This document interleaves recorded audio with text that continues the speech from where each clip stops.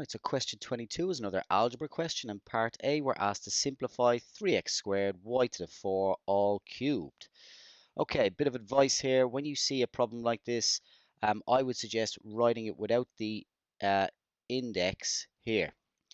So I'm going to write it as a multiplication first, and that's going to help me access the problem. So I'm going to do 3x squared y to the power of 4, and because it's cubed, it means I need to multiply it by itself, 3x squared y to the 4, and then by itself again, 3x squared y to the 4.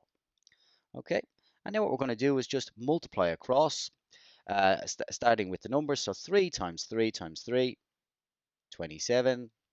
X squared times x squared times x squared. We should be adding the powers here. 2 plus 2 plus 2 is 6.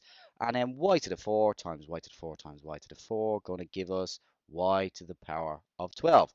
Now, vast majority of students get the x to the 6, y to the 12 part, but often forget about this guy and often have 3x to the 6, y to the 12, okay? Remember that the index affects everything in the brackets, including that 3. So that's why we wrote it out first. Moving on, part B, we're asked to simplify x squared minus 9 over 2x squared plus 5x minus 3. Now, whenever we have to simplify a fraction, we need to cancel a common factor above and below.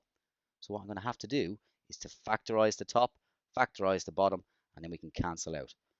Factors at the top, x minus 3 times x plus 3, the difference of two squares. And the bottom is a quadratic as well, slightly more complex. But let's have a look. I'm going to open up two brackets. Now, in order to get 2x squared, I'm going to have 2x in one of the brackets and x in the other.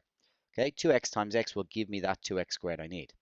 Now, I need factors of 3. Okay, factors of 3. So we're going to use, I think if I put a 3 here and a 1 here, let's see, 2 times 3 will give me 6. And if I take 1 away, I would get 5. So if I put positive 3 there, negative 1 here, 2x times 3 is going to give me 6x. 6x subtract 1x will give me that positive 5x I want. And negative 1 times positive 3 is negative 3. So my factors are perfect. Next thing, cancel what's common above and below.